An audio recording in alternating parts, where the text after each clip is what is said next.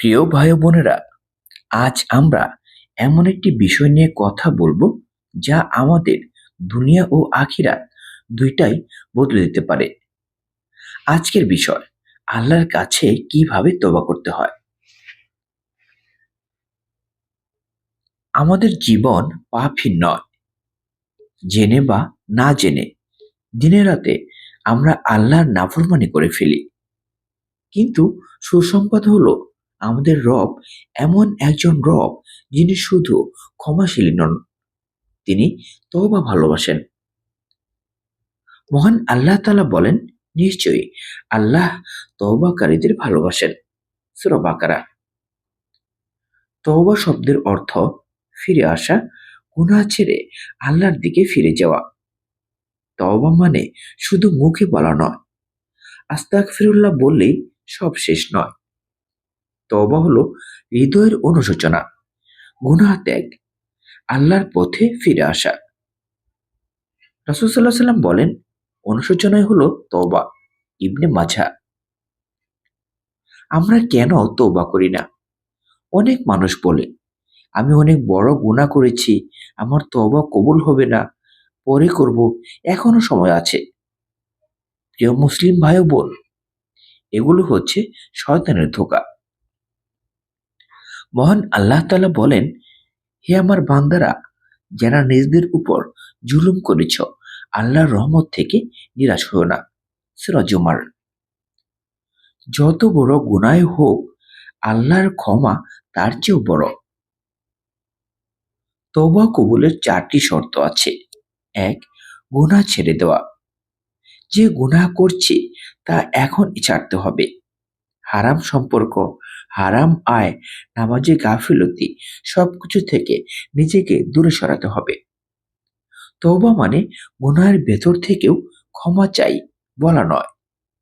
2. অন্তর থেকে অনুশোচনা।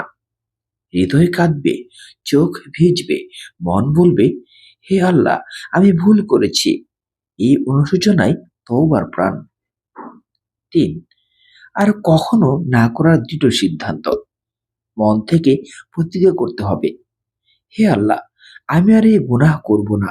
যদি ভবিষ্যতে আবার পড়ে যাই, তাও আবার তওবা করব, কারণ আল্লাহ কখনো বিরক্ত হন না।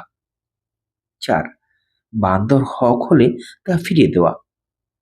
যদি কারো টাকা মেরে থাকে, কারো সম্মান নষ্ট করি, কারো অধিকার নষ্ট করি, তাহলে ক্ষমা চাইতে হবে, অধিকার ফিরিয়ে দিতে হবে, নইলে তওবা অসম্পূর্ণ। তওবার কিছু শ্রেষ্ঠ সময় আছে। তওবার জন্য নির্দিষ্ট সময় নেই। কিছু কিছু সময় আছে যখন দোয়া দ্রুত কবুল হয়। 1. শেষ রাত। 2. সিজদার মধ্যে। 3. বৃষ্টি নামার সময়। 4. নামাজের পর। 5. জুমার দিন। রাসূল সাল্লাল্লাহু আলাইহি ওয়াসাল্লাম বলেন, আল্লাহ শেষ রাতে আকাশে নেমে বলেন, কে আছে আমার কাছে ক্ষমা চাইবে? বুখারী।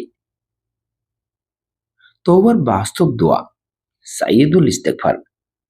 আল্লাহুম্মা আনতা রাব্বি লা ইলাহা ইল্লা আনতা। রাসূল সাল্লাল্লাহু আলাইহি ওয়াসাল্লাম বলেন, যে ব্যক্তি এই দোয়া পড়ে মারা যায় সে জান্নাতি। বুখারী। আল্লাহ তওবাকারীকে কিভাবে ভালোবাসেন?